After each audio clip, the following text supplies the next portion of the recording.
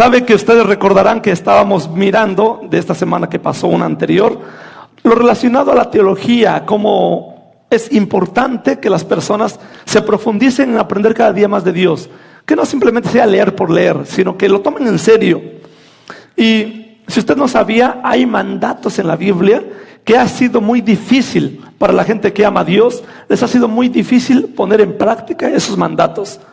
Se enfrentan a obstáculos, pero más que obstáculos, a problemas que necesitan ser resueltos.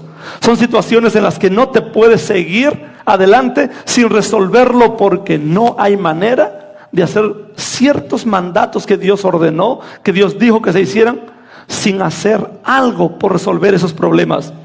Me refiero, por ejemplo, a una orden que está en Mateo 28, 19 al 20. Mateo 28, 19 al 20. Es una cita que es muy usada, es muy popular, y que hoy me va a servir de muestra de cómo hay cosas que nos mandan a hacer en ocasiones Dios, pero que a la hora de intentar aplicarlas, simple y sencillamente te das cuenta que hay muchos obstáculos, problemas que debemos resolver. Por ejemplo, dice en esta cita, ahí lo tenemos en pantalla, Mateo 28, dice: por tanto, vayan y hagan discípulos a todos los lugares, a todas las partes donde puedas llegar, bautizándolos en el nombre del Padre, del Hijo y del Espíritu Santo. Hasta aquí todavía puede haber unos obstáculos que tal vez se pueden resolver fácil. Por ejemplo, si vas a ir a todas las naciones del mundo y no tienes carro, pues tal vez consigues un carro. Si no puedes llegar caminando, agarras un avión. Pero son obstáculos pequeños, no son gran cosa. Pero sigue diciendo el pasaje en el 20: enseñándoles que guarden lo que les he mandado. Y aquí se empiezan a enfrentar los grandes hombres de Dios con un obstáculo muy fuerte. ¿Cómo le enseñas a alguien que es de otra cultura, de otro pueblo? ¿Cómo le vas a enseñar? Y entonces el primer problema que enfrentaron, ¿saben cuál era? La barrera del idioma.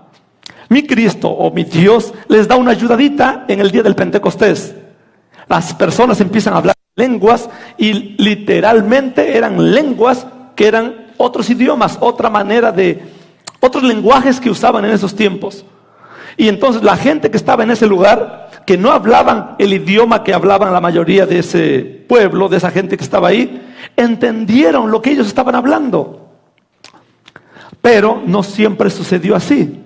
Cuando llegaban a otros pueblos donde no hablaban el griego helenista, que era el que estaba en ese tiempo de boga, el koiné que le llaman los expertos, decían: ¿y ahora cómo les hablamos? Y entonces tenían que esforzarse por hacer las primeras traducciones. Traducciones a latín fue la primera, y consecutivamente fueron haciendo más traducciones a otros idiomas que intentaban llegar. Pero y luego, imagínate que llegaran a México. Dicen: aquí hablan español, vamos a hacer una traducción al español de la Biblia, de modo que las personas, cada persona, pueda tener acceso directo a la palabra de Dios y no se conformen a lo que alguien me dijo, sino que puedas leerlo por ti mismo. Y cuando tradujeron la Biblia a otros lenguajes, otro problema que encontraron, ¿saben cuál era? Que la gente no sabía leer y escribir. Y entonces no solo ya brincamos la barrera del idioma, no solo ya la tradujimos a otro lenguaje, sino que ahora resulta que gran parte de la gente no hablaba, no escribía, no podía leer. ¿Y cómo les vas a enseñar? ¿Cómo cumples ese mandato? Enseñándoles que guarden lo que Él ha enviado, si la gente no sabe leer. Y entonces se vieron a la tarea de ahora preocuparse por enseñarles a leer, por enseñarles un poco de información, de modo que puedan conocer los dibujitos, las letras, cómo se pronunciaban, cómo se armaban las palabras. No era porque amaran necesariamente el conocimiento, sino era porque hay un mandato de Dios que querían cumplir celosamente, pero que si no les enseñaban a leer y a escribir, no había manera de llevar esas verdades. Siguen continuando, esforzándose estas personas, y logran grandes cambios. Por ejemplo, no sé si usted sabía, pero de los cristianos, de la gran mayoría de los que vienen de Inglaterra cuando se funda esta nación, eran cristianos, eran puritanos, otros eran cuáqueros. Y dicen los expertos, los historiadores, en los varones, checa esto, alrededor del 80 al 90% sabía leer y escribir. algo que era totalmente opuesto a todos los países que estaban en la religión católica, que no se habían esforzado por el aprendizaje. En las mujeres de este grupo de personas que venían, alrededor del 60 al 70% sabían leer y escribir. Ellos estaban convencidos que era importante prepararte si querías conocer lo que Dios quería para tu vida.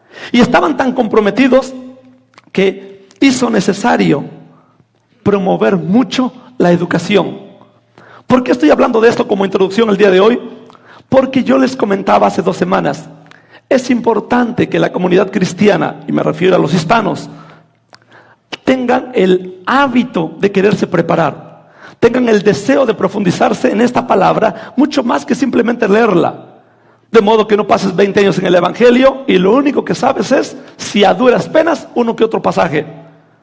Pero llegas a la tumba sin saber si exactamente estabas entendiendo bien o estabas torciendo lo que intentabas entender. El tercer problema al que se enfrentan los grandes siervos de Dios, ¿saben cuál era? De que la gente aprendió a leer y todo estaba fenomenal. De que la gente sabía leer, escribir y todo iba bien. Pero había otro problema. Resulta que malinterpretaban la palabra de Dios. Había una gran distancia abismal entre la cultura hebrea, entre el griego que se habló hace tiempo, 2000 años, y los nuevos idiomas, las nuevas culturas. Y entonces, en su intento de querer aplicar o entender la palabra de Dios, no lo hacían bien. Y se vieron a la forzosa necesidad, no solo ahora, de tratar de educarlos a leer, a escribir, sino ahora de que empezaran a conocer un poco más. Y se desarrolló lo que formalmente se le conoce como el estudio teológico. Lo que a unos de ustedes tal vez les suene como chino básico, que no tengan ni idea qué es teología. Yo les hablé hace 2 o 3 semanas sobre eso. Y por eso hoy quiero hablarles sobre la teología como formación. De modo que lo tomemos de una manera seria, porque quiero decirte que si quieres que Dios transforme tu vida, no lo hará si solamente dejas que transforme tu corazón, pero no tu mente. Ustedes sabrán, y no es nuevo esto, de que nuestra manera de pensar es en esencia la que influye en las acciones, en tu diario vivir. Quiere decir que si tienes ideas cerradas, practicarás mal tu intento de vivir una vida cristiana.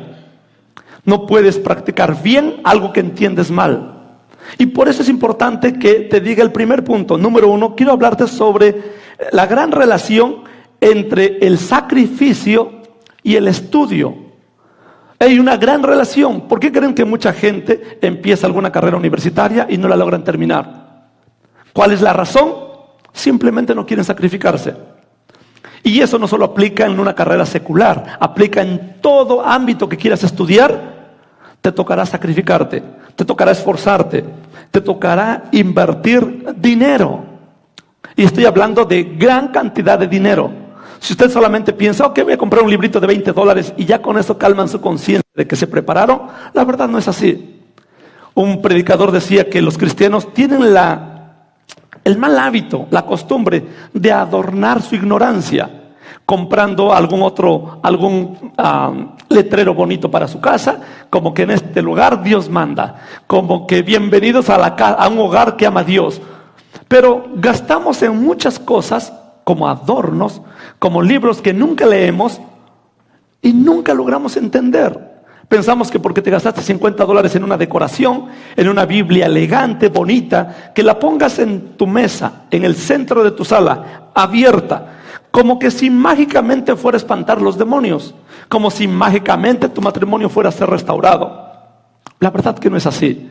La verdad que llegas a una cruda realidad de que si no te bebes este libro, si no lo dominas, si no sabes las ideas, al menos que diferencies las ideas que la Biblia enseña con las ideas que la sociedad te promueve, terminas más perdido que encontrado. Terminas más para allá que para acá. Y déjenme contarles una historia. Dicen que en el 1607, los que les gusta apuntar y quieren tomar nota, apúntenlo. 1607, a escasos años después de la Reforma Protestante con Lutero, resulta que nace un bebé en una familia puritana. ¿Saben qué eran los puritanos? Era ese grupo de cristianos en Inglaterra que decían, ya nos separamos de la Iglesia Católica Romana, ya no tenemos jurisdicción con ellos, ya no hay nada que ver con ellos, pero nuestra vida sigue igual de corrupta, sigue igual de idólatra, de pagana, sigue igual que los demás. ¿Dónde está la diferencia? Y surge un movimiento de predicadores, de siervos de Dios, de gente que tenían como principal interés vivir una vida pura delante de Dios. Empezaron a predicar en contra del alcoholismo, en contra de la prostitución, en contra de la brujería, en contra de la homosexualidad, en contra de todas aquellas verdades que la Biblia manda. En contra de todas las locuras, promoviendo las verdades que la Biblia manda. Y surge un movimiento. Los grandes siervos de Dios surgen de esa temporada por ese movimiento, el movimiento puritano. Pues una familia tiene un chiquilín. Era el cuarto hijo de esa familia que iba a tener 9. Él era el cuarto. ¿Y saben cómo le pusieron de nombre? Le pusieron Juan. Le decían, Juanito, ven para acá, y venía Juanito. Un chiquilincito. La vida no es tan fácil para todos y para él no fue la excepción. Resulta que cuando este niño tiene ya un muchachito, un varoncito de 18 años aproximadamente, llega una fiebre, una plaga, un problema, una enfermedad que, si han escuchado una plaga bubónica que se le llamó, que quedó en la historia, que arrasaba con pueblos, se morían las personas de a montón. Pues en su familia de este Juanito, casi se lleva toda su familia. Casi lo dejó a él solito. Y dado que él venía de un hogar cristiano, un hogar que amaban a Dios, eso no le impidió, esas crisis, no le impidió para que unos años más tarde, a sus 23 años, él se enrolara en una universidad. Una universidad para aprender teología. Y él estuvo esforzándose, y alrededor de los 37 años, 30 años más o menos, resulta que él se gradúa y saca su bachelor's en teología, lo que es su licenciatura en teología. No, él queda bien contento, se gradúa, y cuando se gradúa lo ordenan como pastor. Resulta que viene a esta región, viene aquí a donde estaban llegando las colonias. Él es uno de los que vienen en esas colonias. Vienen muchas personas, gente que quiere buscar una nueva tierra donde puedan adorar a Dios sin que haya un gobierno que diga ser religioso, que cree en Dios y que sean corruptos.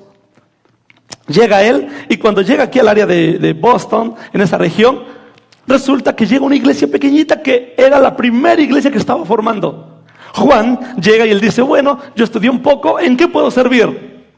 Y lo nombran a este muchacho, uno de los pastores que estaban como asociados, uno de los pastores que estarían ahí para cuando el pastor principal no pudiera. Lo ponen a dar clases.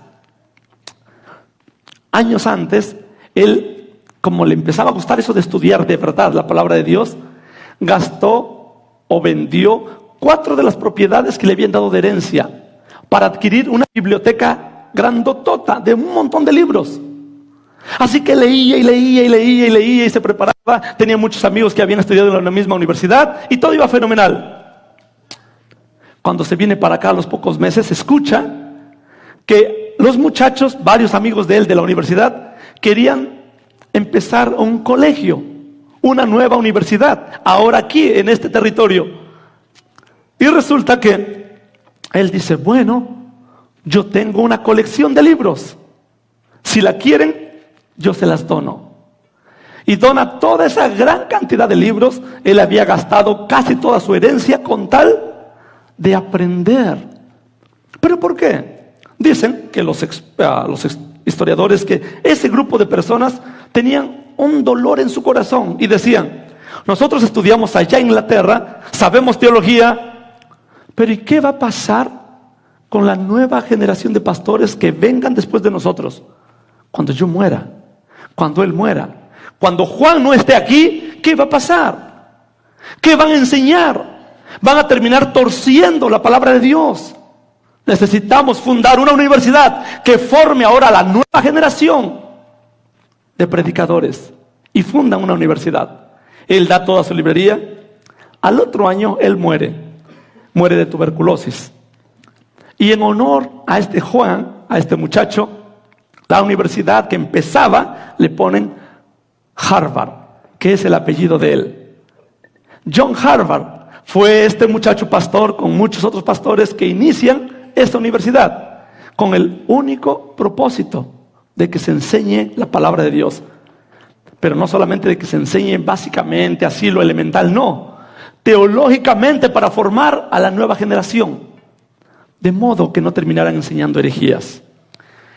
Que una de las maneras en cómo el diablo bien puede intentar relegar, dejar a un lado a la comunidad de fe, es simple y sencillamente haciéndoles pensar que no es necesario estudiar, que no es necesario profundizarse en esas verdades de la Biblia, porque una vez que lo logra, nace una nueva generación de creyentes que no saben ni lo que creen, y lo que dicen creer está más zafado de lo que te imaginas.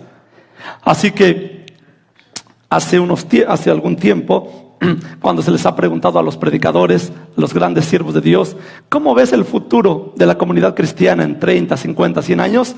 La gran mayoría, y entre ellos Richard Baxter, entre ellos Charles Spurgeon, dijeron: en muy poco tiempo llegarán gente a las iglesias a predicar que no tendrán nada que ver con la cruz, que simplemente querrán amontonar gente, pero no tendrán ningún temor de tener cuidado con lo que están predicando.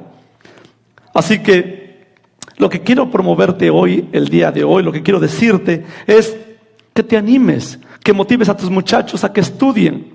Pero no solamente estudia lo que tú quieras, no, ve que siempre los papás dicen, lo importante es que te guste.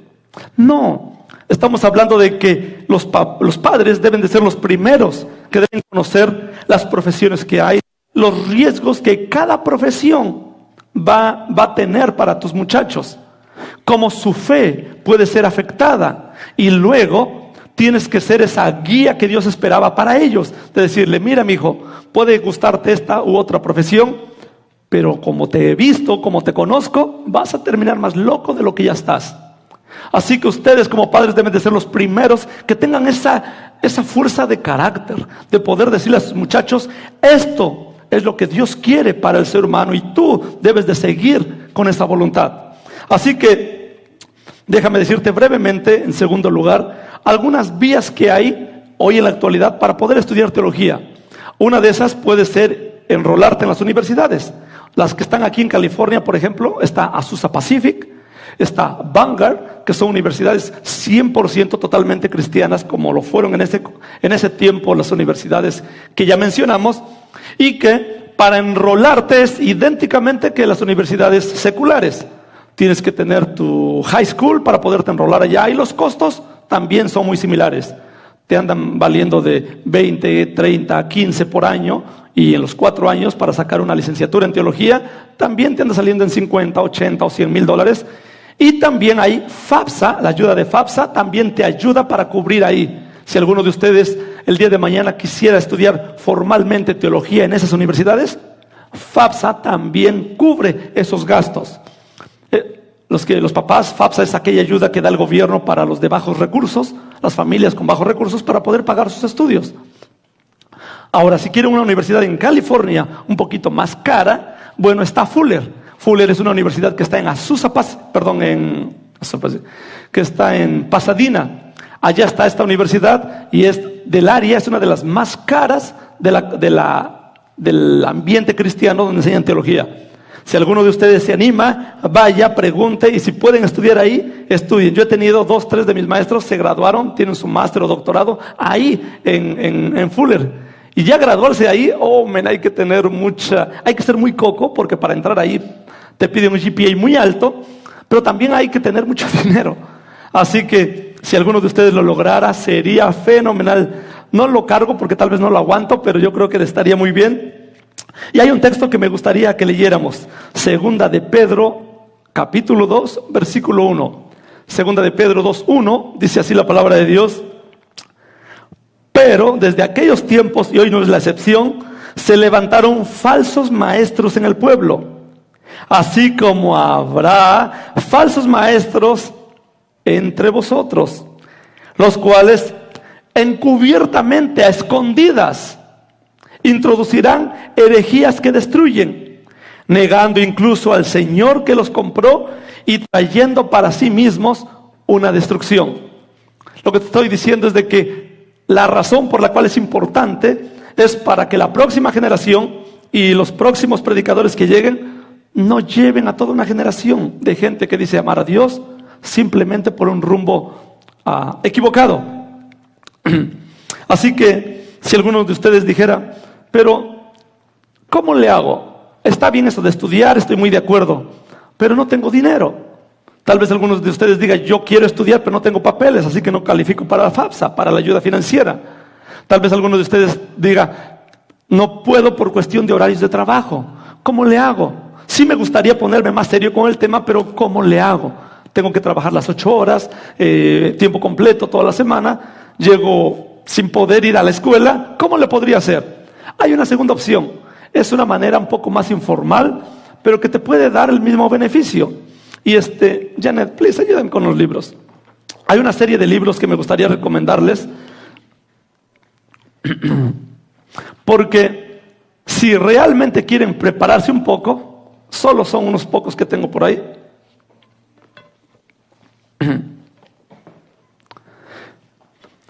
Que si ustedes dicen, yo no tengo dinero para irme, mira, en la lista que le voy a dar de libros, no te gastas más de $1,000. Pero bien podrías, ponlo acá abajo, ahorita lo vemos. Pero bien te podrían servir más de lo que te imaginas.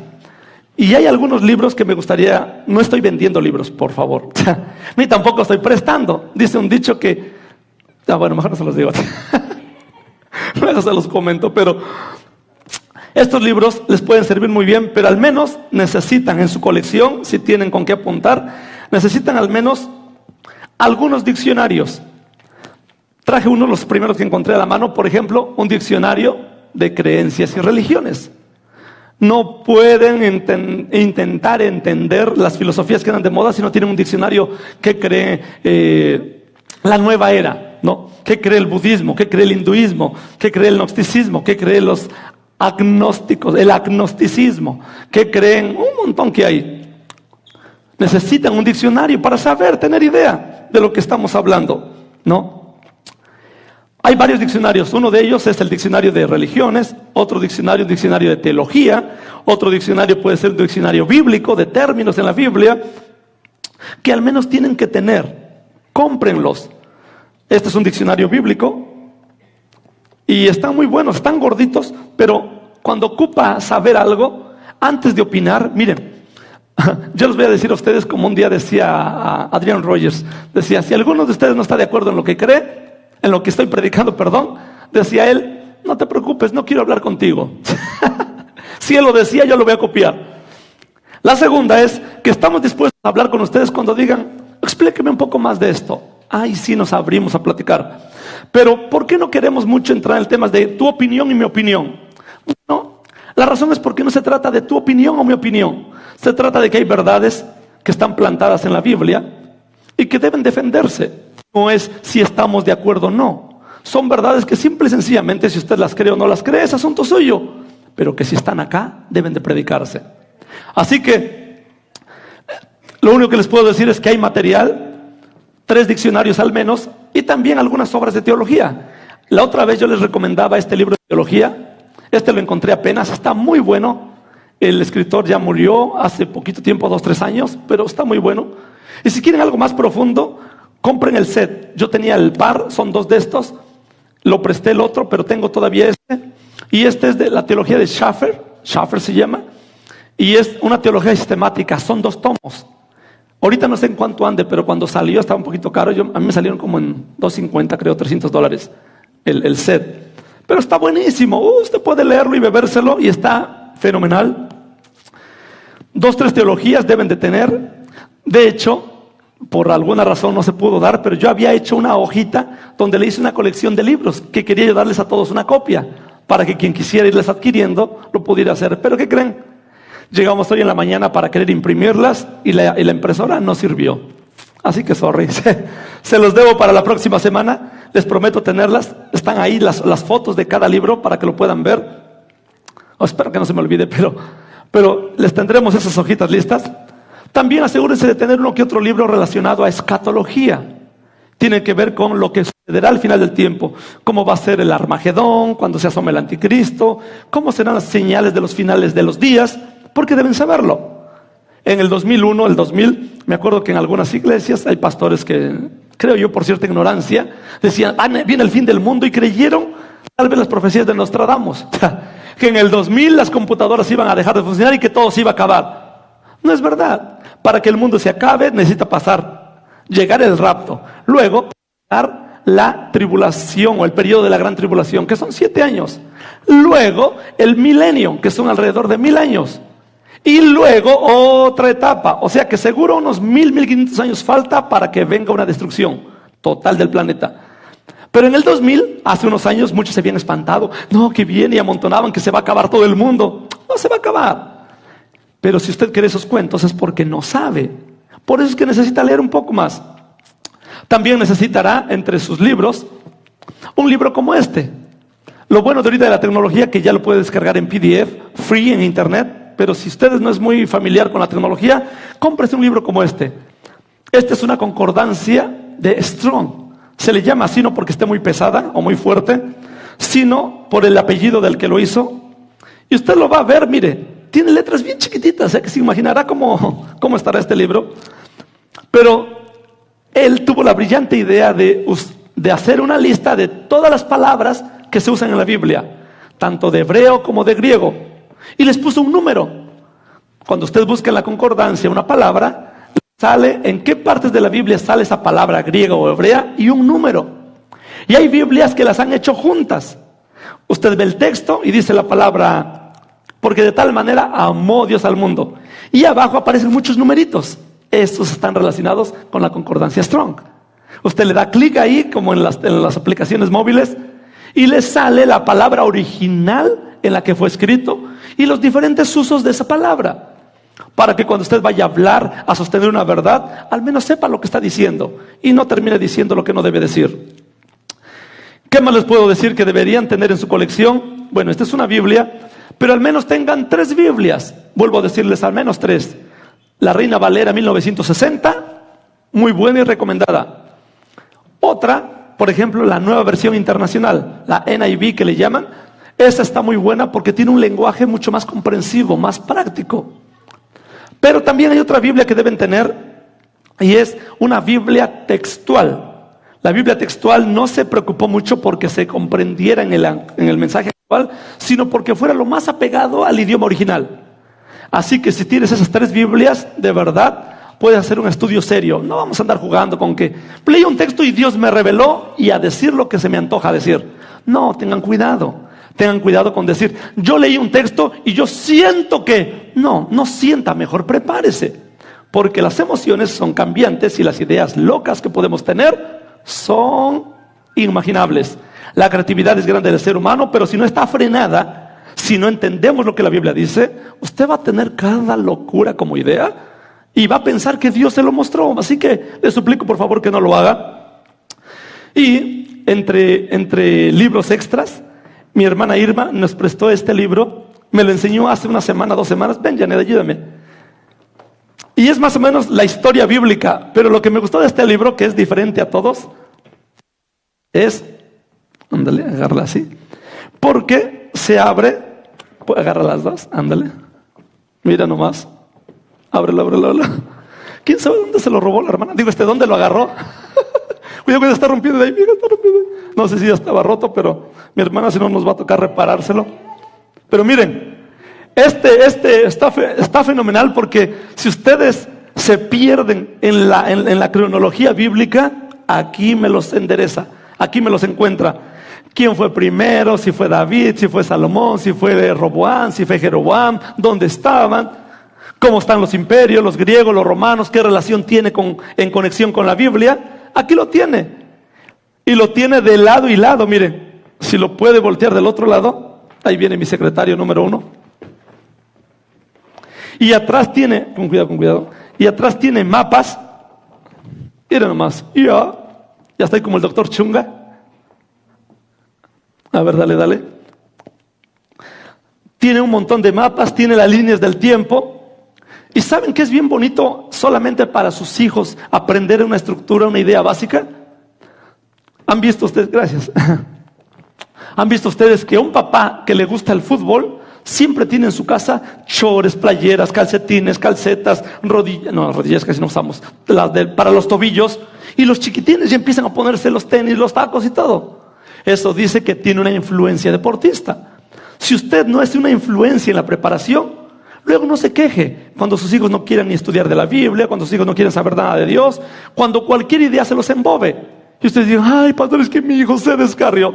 Es culpa suya, no es culpa de nadie más. Y mi hijo, es ahí, please, llévame para allá. Y también estos, mi hijo. Y si alguno de ustedes al final quiere tomarle fotos, tómele fotos, cómprelos, ordénelos. Pero vuelvo a repetirles el texto de 2 de Pedro 2:1, dice, así también habrá, ese habrá es tiempo presente para usted y para mí, falsos maestros que mezclarán y que enseñarán, dice aquí, herejías, ideas destructoras, y que simple y sencillamente terminarán negando al Señor que los compró. Si usted no cree que eso es importante, bueno, déjame decirte que es importante. Si tú aprendes estos libros, tal vez no tengas un reconocimiento académico, tal vez no haya una universidad que avale el conocimiento que tienes, pero sí te puedo asegurar que aprenderás y serás de grande bendición. Hay hermanos en las iglesias que me dicen, me gustaría dar clases, yo quiero ser maestro, yo quiero predicar. Sí, pero mejor vamos despacio, mejor nos preparamos un tiempo. Si usted no lo sabrá o no lo sabía, cuando recién me casé a los 21 años, 19 años, estaba yo chiquito, mi señora se aprovechó de mí, y cuando nos casamos, yo decía, Dios, úsame, ¿no? Y lloraba, Señor, úsame, ¿cuál es lo que quieres para mi vida? ¿Cuál es ese llamado que tienes para mí? Todo estaba muy bien, y llegué a la conclusión que mucho tenía que ver con la enseñanza. Me gusta mucho esto. Y cuando, después de como de un año de estar pensando y pensando, Dios mío, hablaba con pastores, y llegué después de tiempo, como de un año más o menos, llegando a la conclusión que la enseñanza sería algo en lo que Dios me podría usar, la siguiente pregunta fue, ¿qué voy a enseñarles si no sé nada? ¿Qué les voy a enseñar? No quisiera que me pasara lo que mi Cristo les dijo a los fariseos. Se esfuerzan tanto para alcanzar a uno, y cuando lo alcanzan, lo vuelven 2 veces más hijo de Satanás. Oh, eso no quiero que nos pase. Así que, ¿de qué nos servirá esforzarnos un montón porque alguien se acerque, si cuando se acerca no los podemos guiar a Cristo, no los podemos enseñar la verdad? Y después, cuando se dan cuenta que les hemos engañado, terminan odiando la fe que decimos predicar. Y entonces dicen, eso es una bola de mentirosos, una bola de hipócritas. Me enseñaron una cosa y no era verdad. Ah, ¿se dan cuenta por qué es importante? Así que hay una persona que les quiero enseñar una foto. ¿La tienen por ahí a la mano? Es el reverendo José Luis Montecillos. Él, para los que nos miran en Facebook, ojalá y puedan ver sus videos. Pero este señor es alguien que yo puedo considerar que es amigo de la familia. Él conoció a mi papá. Él dice que era muchacho cuando conoció a mi papá como pastor. Y él es uno de los que, vamos a llamarlo así, se preparó teológicamente y formalmente. Él comenta que solamente había ido al instituto bíblico y ya no siguió estudiando formalmente. Pero él se ponía a leer y a leer y a leer y a leer, al punto de que alcanzó un nivel académico tan asombroso que ha escrito un montón de libros, lo invitan a dar conferencias. Él fue, no sé si todavía esté, muchos años vicepresidente de la Sociedad Bíblica de México. Es la organización que se encarga de la traducción de Biblias, buscan expertos para hacer esas traducciones.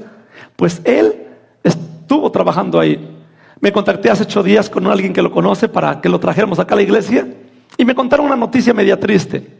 Dice, él ya no sale. Esta foto tiene años, hoy día está más acabado. Si él ya no sale, tiene un problema en el oído que le hace perder el equilibrio. Ya está mayor y cuando camina se golpea mucho, se cae, y ya ha dejado de viajar. Y hoy, cómo me hubiera encantado tenerlo aquí con ustedes. Cuando predica, el tipo está pesado, como decimos en México, es muy bueno en el tema. Y pues bueno, no sé si algún día lo llegáramos a ver o si un día pudiera venir para acá. Pero es una muestra de que si alguien quiere estudiar y no puede ir a una universidad de las caras porque no hay dinero, sí puede prepararse, puede profesionalizarse en la palabra de Dios Y entonces lo que crea, lo que predique, lo que enseñe, va a ser totalmente una bendición. Va a ayudar a las familias de una manera real. Va a ser una verdad bíblica que mi Cristo te dirá: good job, hiciste bien. Para concluir, déjame decirte que hace algunos años entrevistaron a John Stott. Es un predicador inglés, creo que ya falleció, y le preguntaron: ¿cuál es la condición actual de la predicación? ¿Qué opinas? Él dijo: es miserable. Sin titubear y sin preocuparse, dijo: la predicación actual es una vergüenza. Y él continuó diciendo, ustedes pueden buscar su entrevista que hace en YouTube. Bueno, alguien lo entrevista y pusieron el video. Y él dice: tenemos gente en nuestros púlpitos que tienen el poder del púlpito, pero que no tienen un corazón arrepentido. Gente que nunca se ha arrepentido. Y resulta que si tú te arrepientes de verdad, no puedes decirle a Dios: toma mi vida, sin que estés dispuesto a renovar tu manera de comprender la vida, sin estar dispuesto a que tu mente sea transformada. Y no podrás ser transformada si ignoras la palabra de Dios. Pregunto: ¿a dónde llevarás a tus hijos? ¿Qué les enseñarás? ¿Qué les predicarás? Vuelvo a hacer otra referencia a la Biblia. Gálatas 1, del 6 al 7. El apóstol Pablo dice este texto, esta frase. Dice: estoy maravillado, estoy asombrado. ¡Wow! Es sorprendente que en tan poco tiempo se hayan alejado de aquel que los llamó por su gracia para seguir un evangelio diferente. ¿Qué dice la cita que sigue? Dice: no es que haya otro evangelio, no hay dos evangelios, solo hay uno, pero algunos buscan perturbarlos y quieren pervertir, quieren torcer el evangelio de Cristo. Y yo pregunto: ¿algunos de ustedes tienen en su...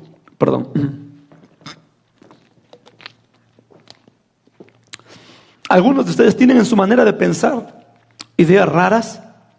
Yo creo que es hora de que se pongan a analizar y digan: mi Dios, yo creo que es hora de analizar cada idea que viene a mi mente. De modo que usted mismo o la nueva generación de sus hijos, a como vayan creciendo, honren a Dios, no solo cuando hablamos aquí en el templo, no solo cuando entonamos un canto, sino con lo que creemos, con las ideas. Porque claro que las ideas son importantes. Claro que vale la pena saber bien lo que estamos pensando. Y me gustaría que se pusieran de pie el día de hoy. Lo primero que me gustaría decirles es que no sean, al menos no esta iglesia, de las personas que se burlan de la gente que intenta estudiar teología. No sean de las personas que menosprecian el esfuerzo de personas por estudiar. Deberían ser ustedes los primeros que, si no lo pueden hacer, al menos motiven esa preparación. Al menos sean de los que colaboran, al menos sean de los que apoyan. Pero esto que acabo de decirles es para ustedes que dicen ser cristianos, ustedes que dicen amar a Dios. Les gustaría decirle hoy a Dios: mi Dios, aquí está mi mente. Quiero decirte que aquí está nuestro entendimiento. ¿Quieren decirle eso a Dios? ¿Por qué no cierran sus ojos hoy en esta hora? Y si lo que he hablado, crees que Dios habló a tu vida y le quieres decir a Dios: Dios mío, llevo años en el evangelio, pero tal vez has vivido pero demasiado ignorantemente la vida cristiana. Tal vez crees cosas que nunca debiste haber creído. Tal vez has mezclado la Biblia con ideas que traes del ayer. Tal vez te dices ser cristiano, tal vez eres líder en un lugar como este, o tal vez has sido líder en otro lado, pero has ofendido, has pisoteado y menospreciado la palabra de Dios.